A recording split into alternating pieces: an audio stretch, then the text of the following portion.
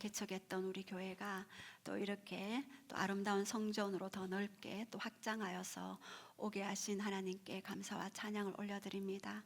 모든 것이 하나님의 은혜며 또 모든 것이 여러분의 기도와 또 함께 합력하며 또 선을 이루며 또 하나님 나라의 또 아름다운 군사로서 또 신부로 또한 서게 하심을 또 감사와 찬양을 올려드립니다. 예, 우리 하나님께 영광의 박수를 한번 올려드리겠습니다.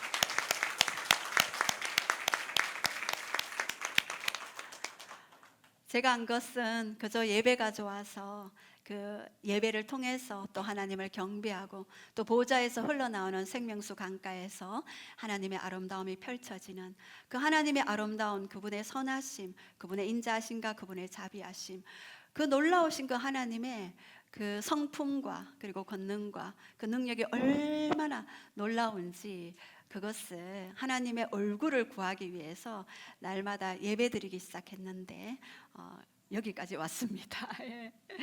예배자에게 주시는 하나님의 놀라운 특권은 또 너무나 아름다운 그런 일인 듯합니다. 너무 주위에서 기도도 많이 해주시고 또 많은 눈물이 있었습니다.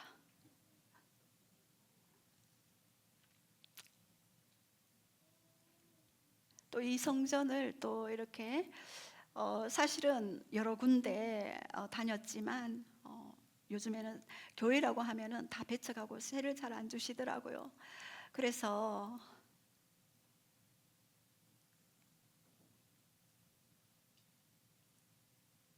하나님께 기도드렸죠. 하나님의 일이니 하나님이 하십시오 라고 그렇게 기도드렸었는데 안 믿는 분이 이방인 고레스가 또 하나님이 그 마음을 또 움직여서 또 이렇게 또 세를 주셨습니다. 밖에 건물은 그분이 지어주셨고 또 인테리어 작업은 우리 준비위원장 우리 엘리야 김 장로님을 비롯하여 우리 조현진 장로님 또 많은 권사님들과 또 많은 분들의 또 보이지 않는 손으로 그러한 하나님의 마음으로 한 올 한 올 쌓아 올린 그런 벽돌들입니다. 모두가 하나님이 하셨고 또 하나님만이 영광받기에 합당하십니다. 그분만이 우리의 영광이시오 노래이시고 힘이시며 요새이시며 산성이시며 반석이십니다. 그분만이 우리의 피난처이십니다. 저는 처음에 목사 안수도 또 받기를 또 거부했지만 하나님께서 아모스 9장 11절을 주셨습니다. 너는 다윗의 무너진 장막을 세워야 한다. 다윗의 무너진 장막이 세워져야 이방인의 남은 족속과 에돔의 모든 족속들이 죽게 돌아오는 데에 필요한 그런 필수 요건이다라고 그렇게 말씀하셨습니다. 그래서 하나님은 우리 교회를 기도의 집으로 사용하시는구나. 그래서 이사야 56장 7절에 기도하는 내 집에서 만민을 기쁘게 할 것이다. 기도하는 집, 만민을 위한 기도의 집, for all nations. 만민을 위한, 민족을 위한 기도의 집. 그리고 또 한 가지는 말씀하셨습니다. 이 집은 성교의 집이 될 것이다. 마태복음 28장 18절에서 20절 말씀. 예수님께서 나와 일러가라사대 너희는 모든 족속에게 나아가 아버지와 아들과 성령의 이름으로 세례를 주고 내가 분부한 모든 것을 가르쳐 지키게 할지어다 라는 마지막 예수님의 great 아주 큰 미션이죠. 아주 큰 미션을 하나님이 우리에게 또 주셨고 또한 모든 민족이 죽게 돌아올 때까지 우리는 기도의 행진을 쉬면 안 된다라는 그런 부분들을 주셨습니다. 또한 요한복음 5장 1절에서 14절 말씀 치유의 집이라는 그러한 감동을 주셨습니다. 38년 된 병자, 아무도 알아주지 않고 아무도 겉들도 보지 않는 그 고통 가운데 평생을 병마와 시들렸던 그 38년 된 그 병자가 베데스다 목가에 앉아 있을 때 예수님께서 찾아오셔서 네 자리를 들고 가라라고 말씀하셨던 그런 치유의 집이 될 것이다 라고 말씀하셨습니다. 저는 그저 순종하고 또 우리 아름다우신 우리 성도님들과 함께 예배드리며 하나님이 주시는 그러한 사명들을 향해 달려갈 뿐임을 고백합니다. 앞으로 이제 첫 예배라 또 여러 가지 아직 준비가 덜 된 부분도 있고 또 어수선한 그런 부분들도 있지만 어쨌든 예배의 주인이신 왕 대신 예수 그리스도의 통치가 오늘 이곳에 함께 하심을 믿습니다. 오늘 지난 시간에 저희들이 한번 같이 나누었죠. 하나님만이 영적 전쟁의 전략가시다. 우리가 수많은 영적 전쟁을 치르고 있습니다. 그러나 하나님만이 이 땅의 영적 전략가이다. 요즘 우리 매일 성경 큐티를 향하여서 또 이렇게 주는 우리의 그 메시지가 바로 하나님이 전쟁의 전문가이고 우리는 그저 하나님의 음성을 듣고 순종해야 하는 그러한 부분들을 보았습니다. 그래서 열왕기하 6장 말씀에 그 엘리사를 통하여서 또한 하나님이 하시는 전략들을 들을 수가 있었습니다. 북이스라엘과 남유다와 에돔의 3개 연합군이 모압이 쳐들어왔을 때 모압을 치러 갔을 때에 엘리사는 이야기했죠. 하나님의 얼굴을 구하는 한 사람 여호사밧을 통하여 내가 너에게 얘기해 주겠다. 하나님의 손을 구했던 여호람에게는 고개를 돌렸습니다. 그 여호사밧 그 한 사람을 통해 엘리사는 검은고를 타고 하나님의 예언의 영으로 하나님의 전략들을 풀어내셨습니다. 하나님의 전략인즉 너희가 바람도 없고 비도 없고 모든 것이 없지만 내가 물을 주겠다. 그래서 개천을 많이 파라라고 말씀하셨다고 했습니다. 그래서 우리는 준비된 만큼 하나님이 사용하시고 또 준비된 만큼 하나님의 기적을 체험할 수 있다라고 그렇게 말씀드렸습니다. 그래서 바람도 없고 비 없는 바람 있을 수 없죠. 그리고 비 없는 물은 있을 수 없습니다. 그러나 하나님은 로마서 4장 17절에 하나님은 죽은 자를 살리시고 없는 것을 있는 것처럼 부르시는 하나님. 아멘. 예, 없는 그것을 불러주십니다. 감정도 재정도 모든 사명도 모든 하나님의 그런 사랑들을 불러낼 수 있는 엘샤다이의 그 전능하신 하나님이시다. 창세기 17장 1절에 분명히 아브라함에게 말씀하셨죠. 이렇게 하나님은 바람도 없고 비도 없고 아무런 이 땅에서의 환경도 아무런 조건이 물을 볼 수 없는 환경이었지만 하나님이 초자연적으로 물을 허락하시고 에돔 쪽에서 물이 흘러나와 그리고 그 햇볕이 비쳤을 때 그 물빛이 곧 핏빛처럼 보였던 모압군이 저들이 서로 싸우다가 패배했다라고 생각을 하고 어떻게 했습니까?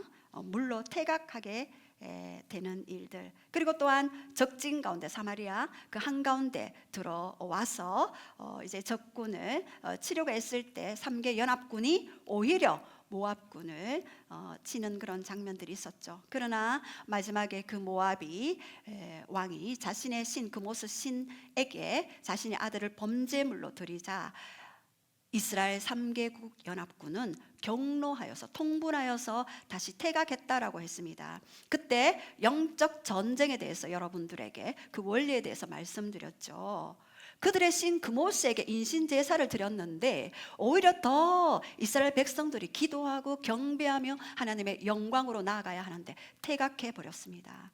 그것은 바로 영적 전쟁에 대한 무지로 인하여서 퇴각하는 일들이 있었습니다. 아무리 강하고 아무리 세 보여도 우리 하나님만이 온전하신 전쟁의 승리자이고 창조주이시며 그리고 우리에게 모든 것들을 부어주실 수 있는 그런 강력한 우리의 주 님이십니다. 그래서 우리는 로드십을 가지고 날마다 그 하나님의 전략을 듣고 이 땅을 살아가는 여러분이 되기를 우리 지난주에 함께 그렇게 선포해 보았습니다.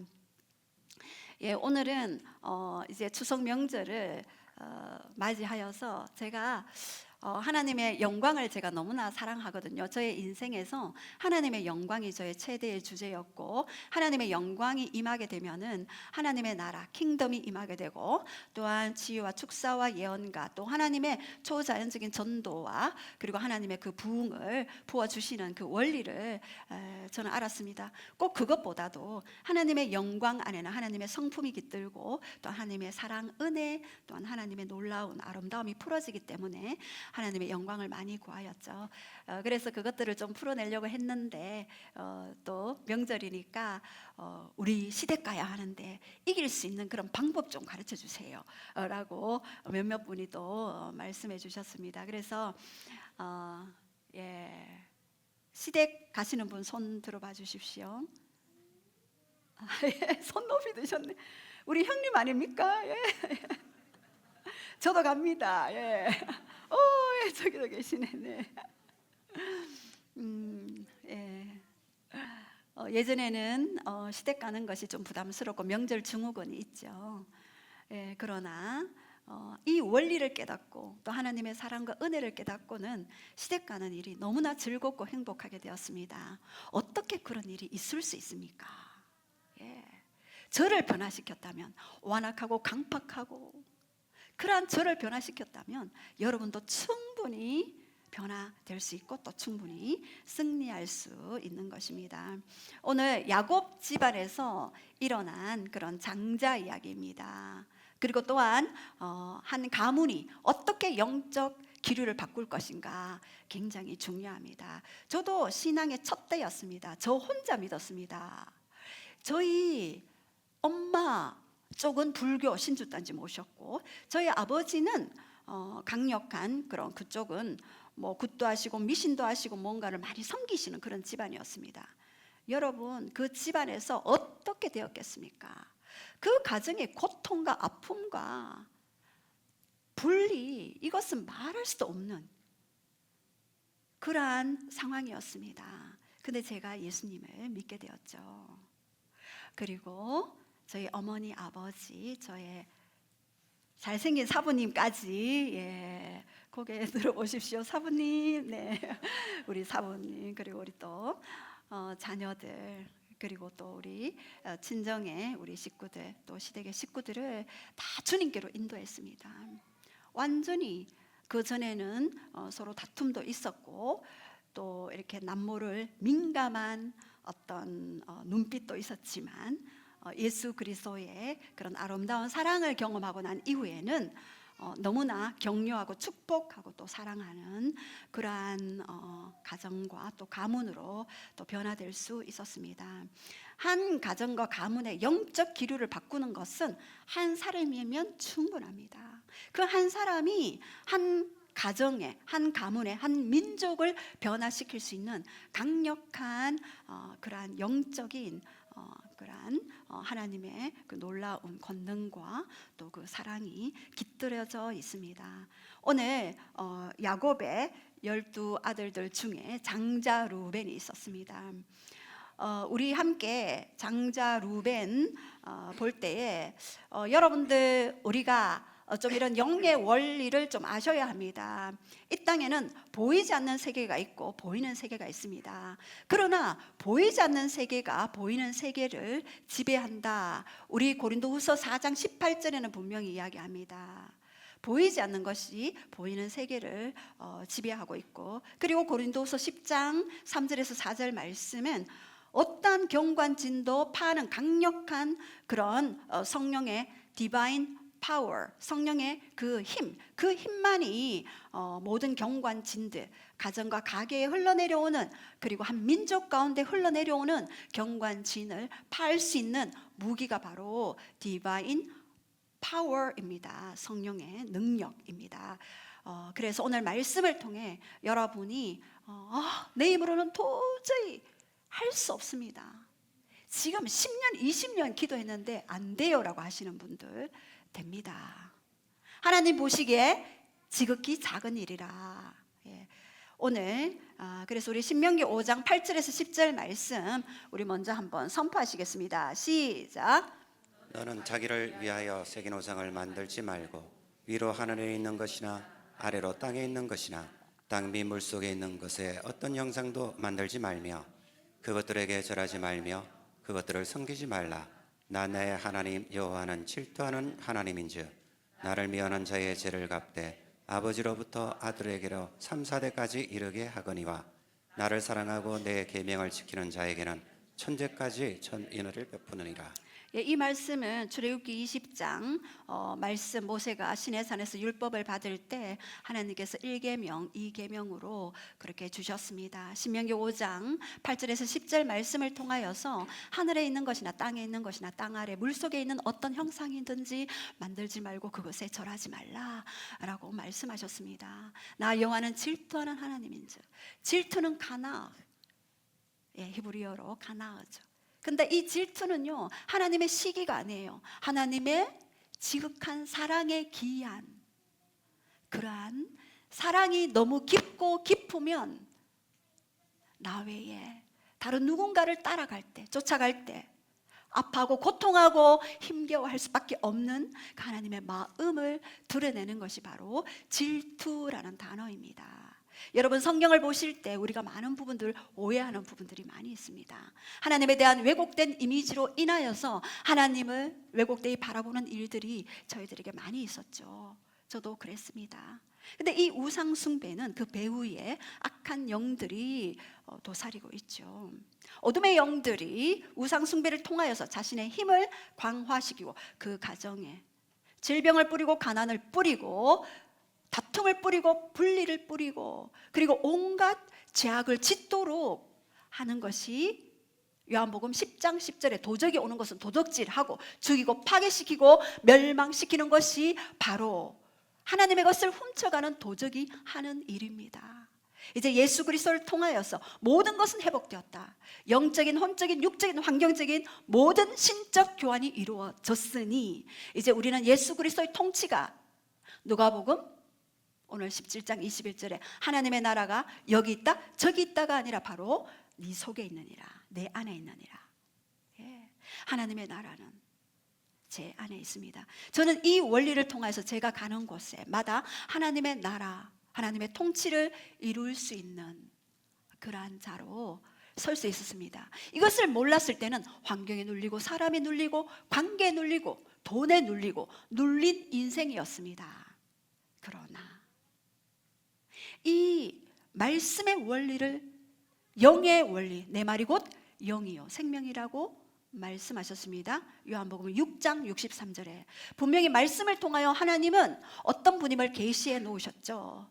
이렇게 우상 숭배를 통해서 많은 사람들이 3, 4대에 고통받는 것들을 많이 볼 수 있습니다. 그러나 하나님의 은혜는 1000대까지 이르느니라. 1000대 3입니다.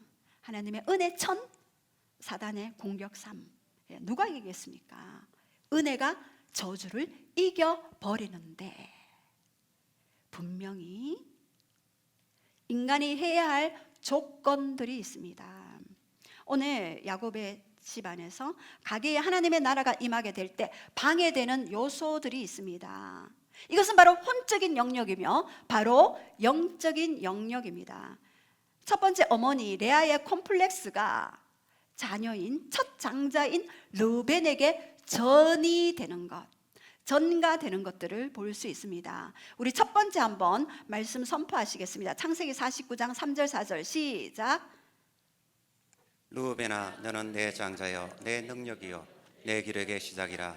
네 풍이 월등하고 건능이 탁월하다마는 물이 끓음 같은즉 너는 탁월하지 못하리니 내가 아버지의 침상에 올라 더럽혔음이로다. 그가 내 침상에 올랐도다. 예, 야곱이 이제 이스라엘 12지파를 이루는 그런 아버지가 되어지죠. 그것은 여러분이 잘 아실 것입니다. 근데 야곱은 장인 라반에게 속아서 라헬, 동생 라헬, 아리답고 예쁘고 순수한 그 라헬을 사랑해서 열심히 7년 동안 일했는데 자고 일어나 보니 레아였어요. 야곱이 얼마나 놀랐겠습니까? 라헬인지 알고 같이 하룻밤을 신방을 차렸는데 보니까 언니 레아였습니다. 언니 레아는 또 얼마나 마음에 고통이 있었겠습니까? 이 남편이 나를 좋아해야 되는데 이 라헬 동생을 더 좋아하니까 이 레아는요 심한 컴플렉스에 눌렸습니다. 심한 질투심을 동반했겠죠. 또 심한 아픔과 고통, 이것은 여성분이 아니면 느낄 수 없는 그러한 감정일 것입니다. 그래서 어릴 때부터 아리따운 동생 라헬과 비교되면서 그렇게 살아왔던 레아였습니다. 비교의식도 있었겠죠. 그런데 어느 날 나타난 사촌 야곱이 라헬만 좋아했을 때 나타나는 그런 너무나 처참한 그런 감정들. 그런데 레아는 자신을 사랑하지도 않고 좋아하지도 않는 그 야곱과 함께 살아야만 했던 그런 아픔들이 있었습니다. 그 가운데 첫 아들 르우벤을 낳게 되었죠. 르우벤을 낳고 레아는 그래 이제 됐어, 보라 아들이다. 르우벤, 이름이 르우벤이에요. 그 히브리어로 뜻은 보라 아들이다라는 그러한 부분들을 이야기하는 것입니다.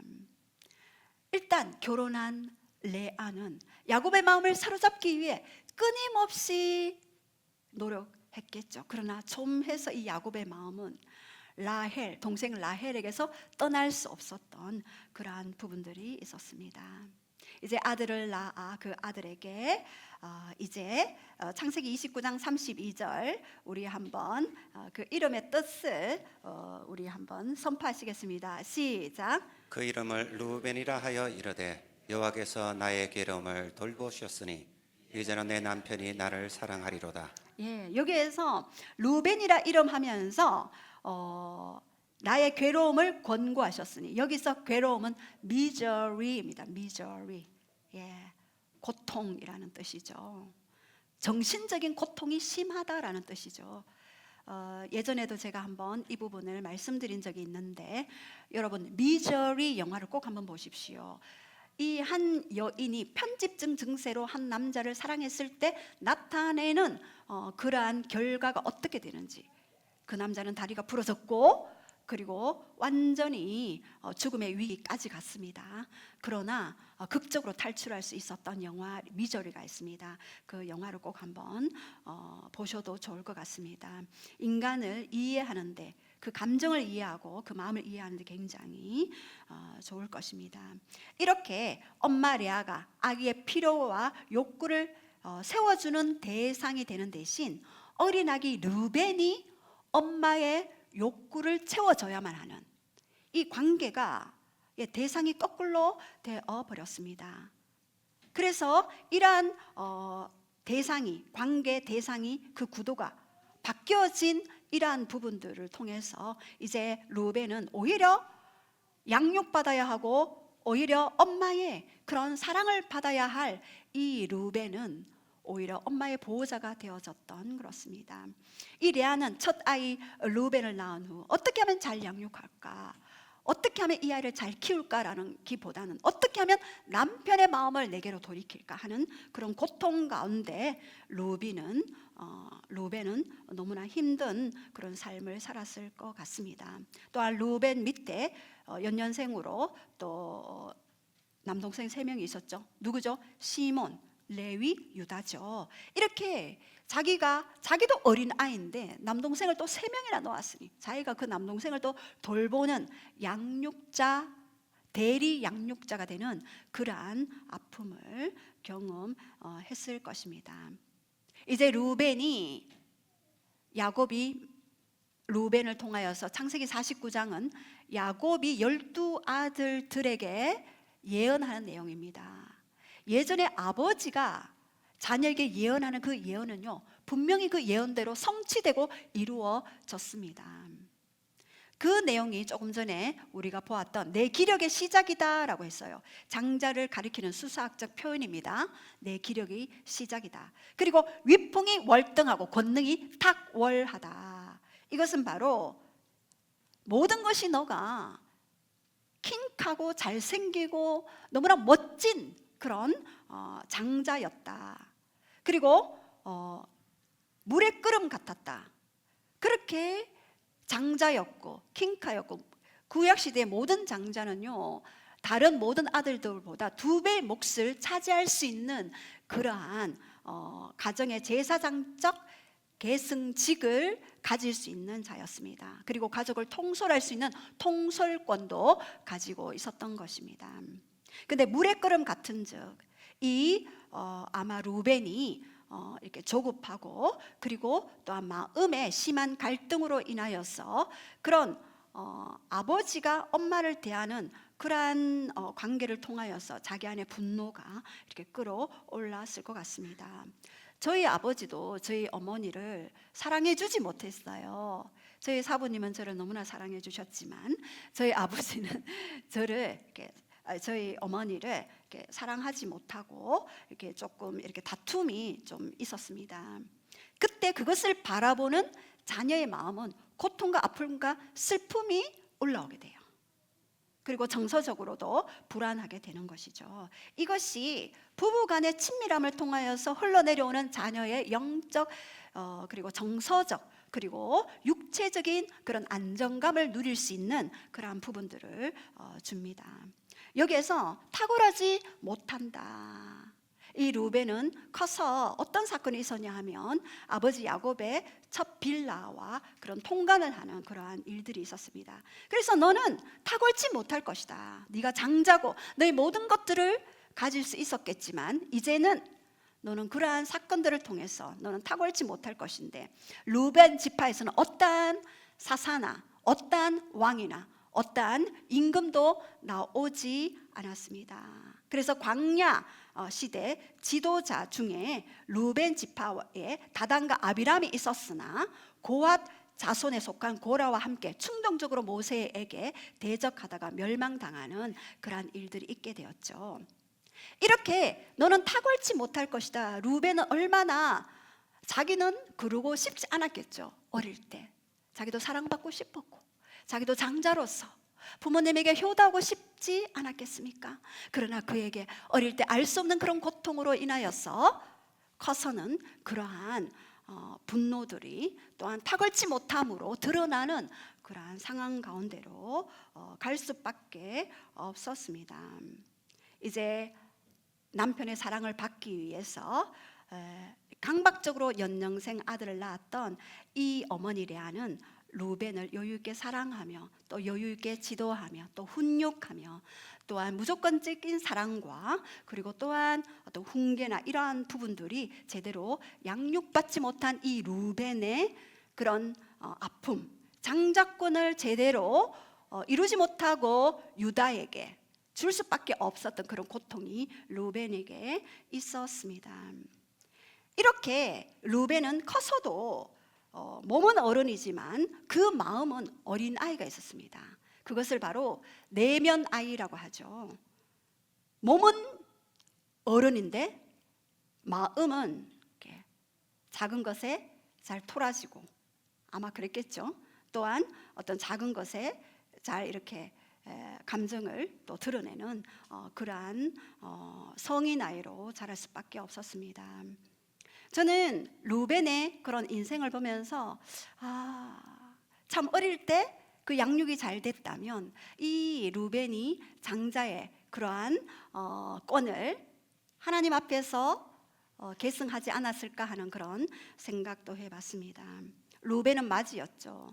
맞이들이 굉장한 공격들이 많이 있습니다. 아담도 인류의 맞이였죠. 그런데 어떻게 했습니까? 하나님께 불순종함으로 하나님을 떠나는 그런 부분들이 되었습니다. 첫 번째 장자들이 많이 당하는 일들이 많이 있습니다. 왜요? 그 가게에서 흘러내려오는 모든 영적인 그런 기류들을 그 장자가 가장 많이 받기 때문입니다. 이제 이 초태생은 하나님의 것이다. 출애굽기 34장 19절 20절 말씀하셨는데 대신해서 유다가 장자권을 가지게 되었고 이 유다를 통해서 다윗을 통해서 예수 그리스도가 오게 된 것입니다. 장자의 실패는 봐도 전 인류의 맞이인 아담의 실패로 인하여서 흘러내려오는 영적인 기류였습니다. 그래서 성경은 모두 보면은 장자의 역사가 아니고 차자의 역사였습니다. 요셉도 차자였죠. 다윗도 차자였습니다. 여기서 맞이 손 들어봐 주세요. 맞이 손 드셔야죠. 우리 아주버님. 네. 예. 맞이들이 너무나 고생을 많이 합니다. 여러분 맞이에게 순종하십시오. 예. 예. 우리 이스라엘에서 온 맞이도 있네요. 예. 이렇게 맞이들이 굉장히 영적인 공격에 취약한 그러한 부분들이 있습니다. 자, 그렇다면 이렇게 우리 내적 어린아이, 내면 아이를 가졌던 르벤 증후군이 있습니다. 우리 한번 띄워주시면은요. 첫 번째는 자기 정죄입니다. self condemnation. 예. 자기 정죄. 자신을 무자비하게, 자신을 비판하고 끊임없이 인정과 칭찬에 목마르지만 자기 자신에 대한 그 연민, 자기 보호, 이러한 부분들로 인하여서 자기를 끊임없이 정죄함으로써 자기 죄책감에 빠지는 경우들이 많이 있죠. 자기를 있는 그대로의 모습으로 받아들인 적은 없습니다. 아마 여기는 외동도 있을 거예요. 외동은 맞이이자 차자이자 단 하나밖에 없는 그러한 자죠. 이렇게 자기 정죄감이 흘러 들어갑니다. 그리고 항상 두 번째 긴장감이 있어요. 텐션이라고 그러죠. 재미있는 시간을 가지는데 굉장히 어려움이 있어요. 남들은 다 이렇게 재미있는 시간을 가질지라도 이렇게 삶을 하나님 안에서 행복과 기쁨과 즐거움과 희락, 이러한 부분들을 누릴 수 있는 부분들이 아주 없게 됩니다. 그리고 항상 심각해요. 자신을 심각하게 받아들이고, 그래서 어떤 일을 굉장히 심각하게 받아들임으로써 자기의 마음과 생각을 빼앗기게 되죠. 그리고 실증을 잘 냅니다. 작심삼일. 작심삼일 정한나. 그러나 성령 세례를 받고 성령님이 오시고 난 이후에는 끝까지 가는 자가 되었죠. 저의 끈기를 당하실 분은 없을걸요. 엘리야김 장로님은 좀 당할 수는 있어요. 앉았다 하면은 뭐 몇 시간씩 앉아서 일어나지 않는 그러한 부분들. 그리고 세 번째는 소외감입니다. alienation. 항상 자신이 남과 다르다고 느끼죠. 버림받는 것을 두려워하게 되고 친밀한 관계를 맺는데 어려움이 있어요. 이렇게 적당한 벽을 두고, 마음의 벽이죠. 내 마음의 벽이 관계의 벽을 쌓고, 이 관계의 벽이 모든 사람들과의 그런 거리감을 두게 되죠. 그래서 친정을 가도 시댁을 가도 벽을 쌓아놔요. 더 이 여기까지만 더 가까이 오기를 이렇게 거부하게 하는 그러한 부분들이 있습니다. 항상 군중 속의 외로움, 나는 언제나 혼자인 것 같죠. 제가 처음에, 저는 이제 중학교 때 성령의 불을 받았다가 저는 교회에 기도하는 교회에 처음에 첫 발을 내디뎠어요. 오전 예배, 오후 예배 끝나면 기도원으로 가는 게 진짜 예배였어요. 그래서 저는 교회가 다 이런 것이구나. 오전 예배, 오후 예배 끝나면은 기도원 가서 밤새도록 부르짖다가 새벽 기도 끝나고 내려오는. 예전에는 한국 교회가 그랬습니다. 강력했죠. 기도의 불. 기도하면은 청소년들이 방방방방 뛰면서 밤새도록 예배합니다. 불을 받고 방언을 받고, 방언 받았더니 그 언니가 와서 통변까지 해줘요. 저는 다 교회가 그런 데인 줄 알았는데 아니더군요. 그래서 이제 예수님을 떠나 있다가 큰 아이를 놓고 다시 오게 되었는데, 이렇게 저는 예수님을 믿기 전에는 시댁에 가면 항상 소외감이 있었어요. 잘해야지. 형님이 너무 잘하니까. 저는 항상, 나이는 제가 5살 많았지만 항상 제가 못하는 것 같았어요. 그래서 필사적으로 냉장고 청소, 방바닥 청소, 형님은 음식을 잘하시는 음식 하시고, 저는 그런 허들의 일들을 많이 이렇게 좀 했었죠. 그러다가 이제 예수님을 믿고 이러한 영적 세계를 알고, 그리고 치유를, 저는 지금은 다른 사람들을 치유하고 회복하는 사역을 하지만 그전엔 제가 치유받기 위해서 그렇게 하나님 앞에 또한 몸부림쳤던 그러한 삶이 있었습니다. 그래서 지금은 예수님을 믿고는 그 시댁에 갔을 때도 너무나 기쁘고 행복해서 그 소외감이라는 있을 수 없습니다. 시댁 가는 날은 여행 가는 날. 저희 시어머니도 너무나 좋으셔서 야야 좀 누워 있어라, 됐다, 쉬어라. 그래서 처음에는 뭣도 모르고 저는 계속해서 이렇게 누워 있었어요. 근데 그렇게 하면 안 된다면서요. 다른 시댁들은 다 열심히 일하고 이렇게 했는데 이렇게 그러한 삶을 또 예수님을 믿고는 또 많이 변화되게 되었죠. 자, 그런데 네 번째는 불신입니다. distrust. 이렇게 병이나 어떤 퇴직하는 일들이 있을 때 심한 미래에 대한 불안, 염려, 근심, 걱정을 미리 하는 거. 여러분, 염려, 근심은요 아직 오지 않았어요. 그런데 미리 미래를 당기는 거예요. 아직 오지 않았는데 그럴 것이다 상상하고 생각하고 판단하고, 그래서 그 일이 생겨나게 하는 거. 지난 시간에도 생각이 물질을 만들어낸다고 말씀드렸습니다. 이렇게 어떤 모든 일에 충동적이 되어지고 그러한 신뢰할 수 없는 그러한 불신들, 미래에 대한 불안감, 염려들이 오게 되어집니다. 이렇게 지나치게 성취하려고 하고 지나치게 먹고 또 지나치게 일하고, 이러한 부분들이 성인 아이, 내적 어린 아이에게 있는 그러한 증상들이 있게 됩니다. 자, 그렇다면 이러한 부분들을 이제 나중에 어떻게 치유하고 회복하고 그리고 여러분이 그 가게를 변화시킬 것인가 우리가 좀 볼 때에, 가게에 하나님의 통치의 반대의 역사가 있습니다. 우리가 한번 PPT를 좀 보면은요, 우리 이 땅에는요 성령의 역사도 있지만 사탄의 역사도 있습니다. 이번에 인도네시아에 우리 20명의 그런 선교팀이 가서 처음에는 21명이었는데 20명이 갔죠. 그 한 명은 지금 가 있습니다. 하나님이 특권을 주셨어. 브론디 청년 파브르스는 지금 가 있습니다. 그곳에서 우리가 24시간 기도와 경배, 예배를 통하여서 또 영혼들을 전도하고 또 선교하면서 성령의 역사도 있지만 강력한 악령의 역사도 같이 있는 것들을 봤습니다. 그곳에서 예배하고 또 악한 영들이 떠나가는 것들도 우리가 또 많이 목격을 했는데요. 그러나 어떻게 되었습니까? 그들이 하나님으로, 말씀으로, 기도로 다시 채워지지 않으면 역공격 당하는 그런 일들이 있게 됩니다. 이제 사탄의 역사는요 어떤 역사입니까? 시작.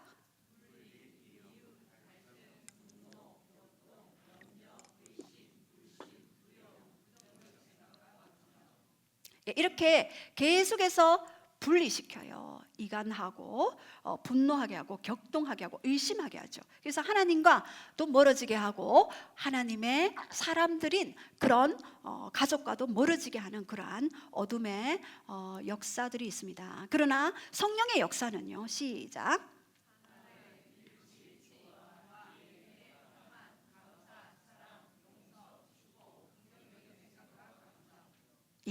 이렇게 성령의 역사는 하나님과의 연합이 있게 됩니다. 제가 예수님을 믿기 전에는 시댁 가는 게 불편했다 그랬죠. 그래서 계산을 탁탁탁 해요. 어머니 얼마, 조카들 용돈 얼마, 이렇게 착 계산해서 이렇게 했는데 지금은 계산하지 않아요. 그냥 감동대로, 성령님이 주시는 감동대로 그렇게 이렇게 드리고, 또 저희 시댁은요 다 지금 예수님을 믿고 하기 때문에 뭐 선물 교환식부터 시작해서 웃음꽃이 떠나지 않습니다. 성령님이 오시면은 그 공동체가 하나됨과 연합의 영이 풀어지기 때문에 강력한 그런 하나님의 나라, 하나님의 통치가 있죠. 하나님의 나라가 여기 있다 저기 있다가 아니라 바로 네 안에 있기 때문에 그곳에 하나님의 영이, 하나님의 영광이 풀어지게 되는 것입니다. 자, 근데 사탄의 역사 첫 번째 보면은요, 가문 속에 여러분 한번 보십시오. 일어났던 일들이 계속 반복되는 패턴으로 일어나고 있습니까? 예를 들어서 계속해서 뭐 질병이 있다든가 아니면 세대를 거듭한 가난이 들어왔다든가, 이런 아니면 계속해서 분리의 역사가 있다든가, 이러한 어둠의 나라에도 원칙과 규칙이 있습니다. 그들은 불법자인데 영혼에게 통로가 열리면 합법적으로 들어올 수 있는 그러한 자가 되었죠. 이렇게 가문 속에 파견된 그러한 영적 존재 실체들이 있습니다. 그 사람이 그런 것이 잘못이 아니라 그 배후에 있는 영적인 배경들을 여러분 이해하셔야지만이 그 사람을 대적하지 않습니다. 그 사람, 죄와 죄인을 구분해야 하고 사람과 그 영을 분리시켜서 여러분이 보는 눈을 길러야 하는 것입니다. 왜 그 사람이 그렇게 살 수밖에 없는지. 어떤 분은요, 계속해서 사고가 계속해서 났어요. 그래서 목사님 어떻게 해야 돼요? 계속해서 차 사고가 났고, 그리고 저희 어머님도 차 사고가 나서 계속해서 기부스를 하고 뭐 다치기도 하고 이렇습니다라고 얘기했을 때 그 부분을 예수님의 이름으로 끊고 선포하며 그리고 하나님의 나라의 통치를 선포했습니다. 그럴 때 차 사고가 더 이상 나지 않았던 일들이 많이 있었습니다. 그리고 이 가문 속에 있는 어둠의 영의 반복적인 패턴은요, 그들은 창조력이 없습니다. 그래서 동일한 사건을 계속해서 집어주게 됩니다. 동일한 사건 어떻습니까? 정신적으로 힘들거나 아니면은 감정적으로 힘든 어떤 것들도 계속해서 반복적으로 일어나게 되도록 뭐 우울이나 자살이나 그러한 부분들을 계속해서 집어넣어줍니다. 저희 어떤 분이 이렇게 또 사역을 받으러 왔을 때 어머니가 지약을 먹고 자살을 했고, 그리고 그 딸도 이렇게 자살을 하려고 기도했고, 그 딸의 딸도 그 자살하려고 이렇게 죽어야 된다고 어릴 때부터 공격하는 일들이 있었습니다. 그런데 그 부분을 예수의 이름으로 파쇄했을 때 그러한 증상들이 완전히 떠나가는 일들이 있게 되었습니다. 그래서 습관과 순환을 따라 역사하죠. 그래서 옛사람을 공격하고 과거의 부정적인 관계들, 이런 것들을 통해서 속박을 가지게 하고요, 계속해서 억압하게 하고 계속해서 정죄하게 하고 중독으로 빠지도록 법적 권리를 악한 영이 계속해서 하게 되는 것입니다. 저도 선교지에 또 가게 되면은 또 많은 부분들이 그러한 부분들이 있어서 또 그분들을 또 이렇게 도와주면서 또 이렇게 그분들이 다시 회복될 수 있도록 그런 사역을 하지 않습니까? 이러한 부분들이 많은 영혼들을 고통스럽게 해요. 그리고 이들은요, 만남을 또 주선하게 돼요. 영이 영을 겁니다. 저희 아버지가 그렇게 그 윗대에 이렇게 구출하고 뭐 이렇게 섬겼는데, 저희 어머니는 너무나 순수하고 고결하고 아름다우십니다.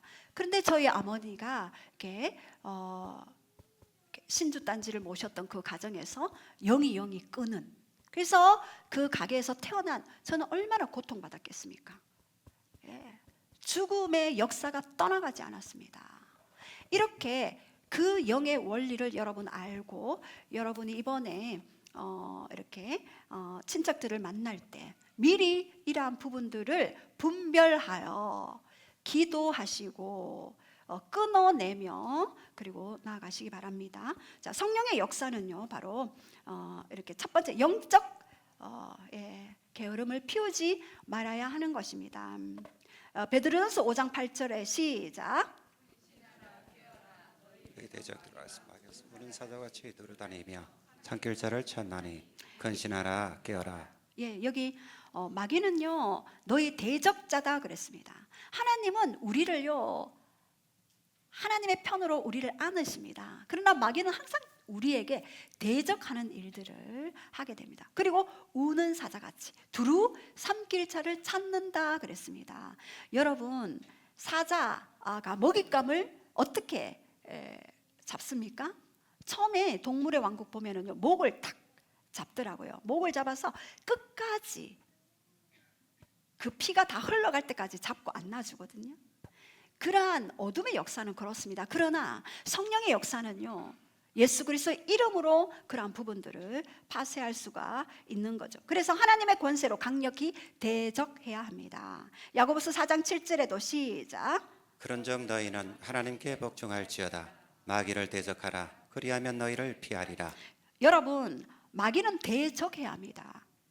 우리 가게와 내 안에, 그리고 뭐 선교사님이라면 열방에 그러한 어둠이 있을 때 바로 예수 그리스도 이름으로 대적해야 합니다. Go out 해야 합니다. 그렇지 않고는요, 계속해서 숨어서 보호받고 있습니다. 얼마 전에 어떤 청년도 이렇게 이런 부분에 노출이 되어서 너무나 고통받고 계셨는데, 예수님의 이름으로 그 어둠이 떠나갈 것을 선포했을 때 나는 여기 좀 숨어 있으면 안 돼라고 그렇게 이야기했습니다. 숨어서 보호받고 있는 것입니다.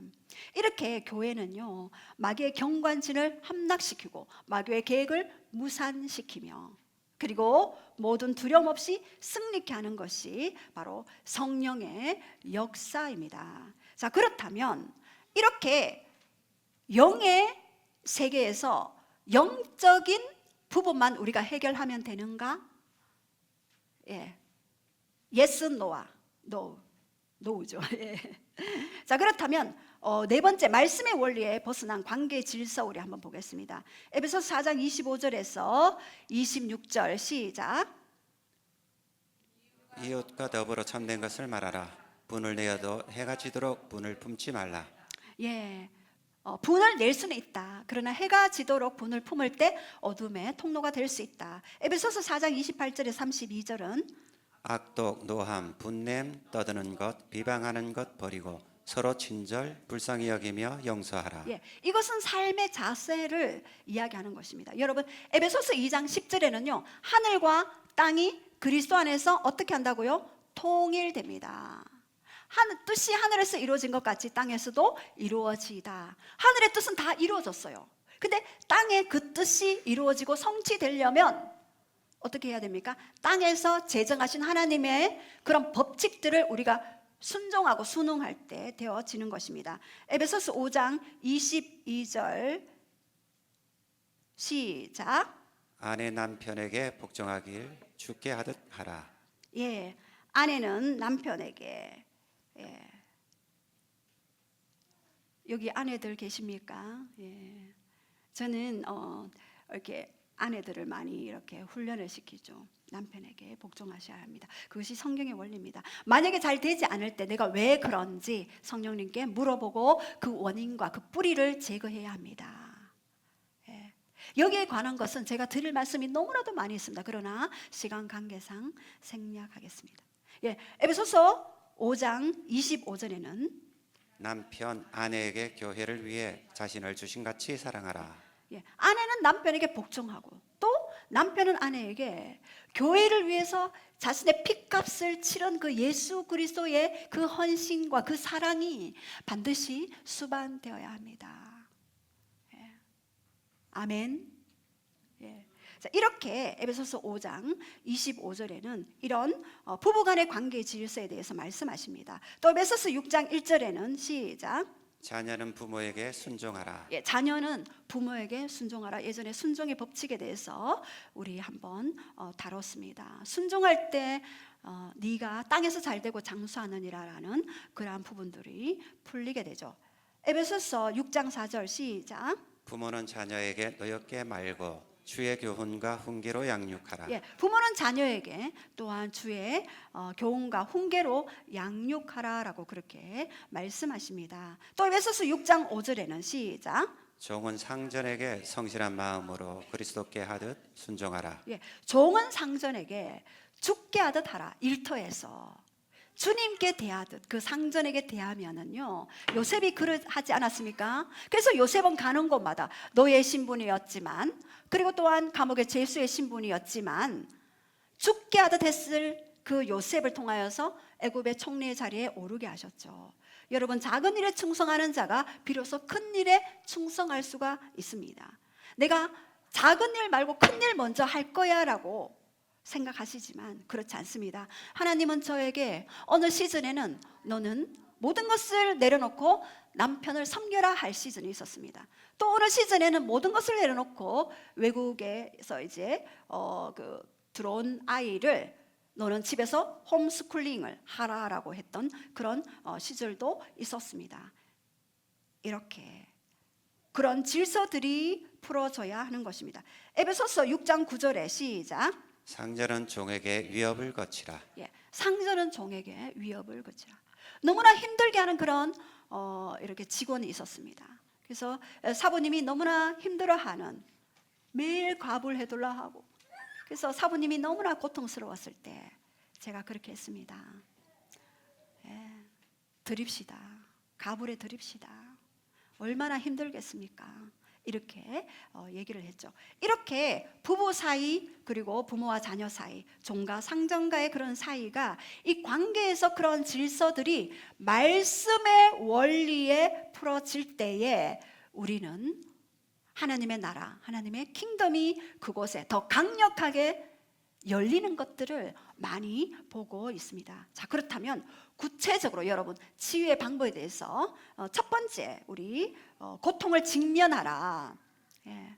여러분들이 마음 가운데 억압되었던 분노들, 아픔들이 있죠. 이런 수치심, 슬픔, 죄책감, 이런 억눌림, 이러한 것들을 먼저는 직면해야 돼요. 하나님께 내가 이렇게 힘듭니다, 내가 이렇게 아픕니다, 내가 이렇게 슬픕니다라고 직면하셔야 합니다. 직면하지 않으면요 다음에 또 다른 패턴에서 다시 그 일들을 행하게 됩니다. 이것은 회개와 다릅니다. 회개는 그리스도 안에서 십자가에서 나의 죄악을 회개하는 것이고, 직면은 나의 마음을, 그런 감정을 토설하는 건데요, 다윗이 성경 인물 중에 가장 많은 토설들을 했습니다. 그래서 다윗은요 사울에게조차 반항하지 않았습니다. 자기를 죽이려고 덤벼드는 그 사울을 끝까지 사랑하고 끝까지 존중할 수 있었던 이유는 바로 토설입니다. 그리고 직면입니다. 이렇게 우리는 가정의 가게에 이렇게 닥쳐오는 이러한 부분들, 내 마음의 갈등들을 직면하는 것들이 중요하죠. 우리 시편 34편 18절 시작. 여호와는 마음이 상한 자를 가까이 하시고 중심으로 통회하는 자를 구원하시는도다. 예, 하나님은요 마음이 상한 자를 가까이 하셔요. 그리고 중심으로 통회하는 자에게 구원을 베푸시는 자입니다. 마태복음 12장 20절에도 상한 갈대를 꺾지 아니하고 꺼져가는 심지를 끄지 아니하기를 심판의 때까지 한다라고 그렇게 말씀하셨죠. 자, 그렇다면 고통의 재해석인데요, 골로새서 1장 9절 시작. 모든 신령한 지혜와 총명에 하나님 뜻을 아는 것으로 채우게 하시고. 예, 이제 나에게 어떤 고통들이 있다면 그 루벤처럼 어릴 때 그 부모 사이에서 아픔이 있었다면 이 고통들을 먼저는 직면하고 토설하시고, 그 다음에 예수님이 그 상황은 어떻게 바라보시는가, 그러니까 굉장히 중요하죠. 저도 예전에 그런 아버지가 억압하시고 권위적이셔서 그런 아버지에 대한 그런 부분들을 이제 직면하고 토설하고 기도했을 때 예수님이 찾아오셔서 이렇게 저를 다시 한번 안아주시고, 그리고 아버지에게 이렇게 호통을 치시는 그 예수님을 보았습니다. 지금은 이제 천국 가 계시지만 이렇게 고통을 재해석했을 때 제가 아버지를, 그 전에는 제가 아버지를 미워했고 용서할 수 없었지만 그 장면을 주님이 비춰주시고 난 이후에는 그 아버지를 용서하고 또 사랑하고 또 용돈도 두둑히 줄 수 있는 그러한 딸이 되었습니다. 자, 세 번째 용서, 에베소서 4장 32절 시작. 서로 친절하게 하며 불쌍히 여기며 서로 용서하기를 하나님이 그리스도 안에서 너희를 용서하신 것 같이 하라. 예, 용서는요 선물이에요. 그리고 은혜의 그런 기적입니다. 여기에서 용서는요 헬라어로 카리조마이라는 단어인데요, 은혜 카리스의 동사형입니다. 그리고 그리스어에는 아피에미인데요, 멀리 보내다, 그리고 놓아주다.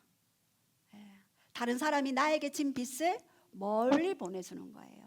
그리고 놓아주는 거예요. 누구를 위해? 상대를 위하는 것이 아니라 나 자신을 위해 용서해야 되는 것입니다. 마음에서 멀리 떼어놓는 것, 그것이 사랑의 마지막 단계이고 최고의 단계입니다. 자, 그렇다면 네 번째 축사하기입니다. 야고보서 4장 7절 읽었고 요한복음 11장 4절 시작. 그런즉 너희는 하나님 죽은 자가 수족을 배로 동인채로 나오는데 그 얼굴은 수건에 쌓였더라. 예수께서 이르시되 풀어놓아 다니게 하라 하시니라. 예, 야고보서 4장 7절에는 하나님께 복종하라, 마귀를 대적하라, 그러면 너희를 피하리라 라고 말씀하셨는데요, 상처에는요 악한 영이 부터 올 수 있습니다. 통로로 사용할 수 있습니다. 그런데 우리가 예수님을 믿을 때 영은 구원을 받죠. 그러나 우리의 지성과 감정과 의지는 옛사람, 옛사고 체제 안에서 있게 되어집니다. 지금 내가 다른 사람에게 또 시댁에게 또 친정에게 대하는 이 방식이 어릴 때에 그 부모에게 받았던 그 방식을 통해서 흘러나올 수밖에 없는 것입니다. 그런데 죽은 나사로를 살리셨을 때 예수님이 어떻게 했습니까? 수족을 베고 동인채로 나왔습니다. 얼굴은 수건에 쌓여 있었어요.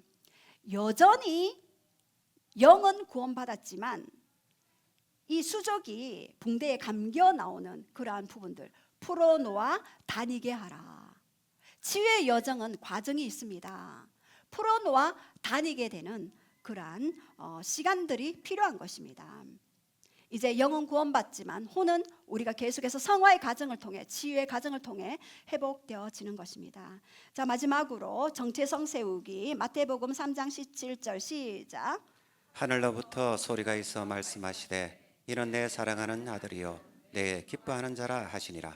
예, 이것은 예수님이 요단강에서 세례 받을 때에 하늘에서 소리가 있어 이는 내 사랑하는 아들이다, 내 기뻐하는 자다라고 그렇게 말씀하시죠. 우리는 예수님의 정체성을 가진 자입니다. 우리는 하나님 앞에 기뻐하는 자이며 사랑받는 자입니다. 이러한 정체성이 회복될 때 진짜 사명을 발견할 수 있는 것입니다. 우리 마태복음 28장 18절에서 20절 시작. 예수께서 나와 말씀하여 이르시되 하늘과 땅의 모든 권세를 내게 주셨으니 그러므로 너희는 가서 모든 족속을 제자로 삼아 아버지와 아들과 성령의 이름으로 세례를 베풀고 내가 너희에게 분부한 모든 것을 가르쳐 지키게 하라. 볼지어다 내가 세상 끝날까지 너희와 항상 함께 있으리라 하시니라. 아멘. 우리의 정체성이 회복되어지면은요, 이제 사명의 자리로 갈 수가 있는 것입니다. 마태복음 5장 14절에도 너희는 세상의 빛이라. 제가 가면은요, 여러분들이 어떤 공간에 들어갔을 때, 이번에 명절에 많은 식구들이 모일 것입니다. 그 공간 안에 들어갔을 때 어둠들이 떠나가야 됩니다. 왜요? 너희는 세상의 빛이라 그랬잖아요. 빛이신 예수 그리스도가 내 안에 있기 때문에 나는 그 공간에 들어가면 어둠이 물러가요. 다투는 것도 그냥 웃음소리가 나게 되는 거예요. 예. 저의 친정도 저희 시댁도 그러한 영적 기류가 완전히 바뀌게 되었습니다. 그 이전에는 서로 견제하는 부분들이 있었는데 지금은 완전히 영적 기류가 바뀌어서 하나님의 나라, 하나님의 통치, 하나님의 영광, 하나님의 임재가 그 공간 안에 풀어지게 되는 것입니다. 여러분의 정체성을 확실히 하십시오. 자, 따라합시다. 나는 빛입니다. 나는 소금입니다. 나는 하나님이 기뻐하시는 자입니다. 나는 하나님이 사랑하는 자입니다.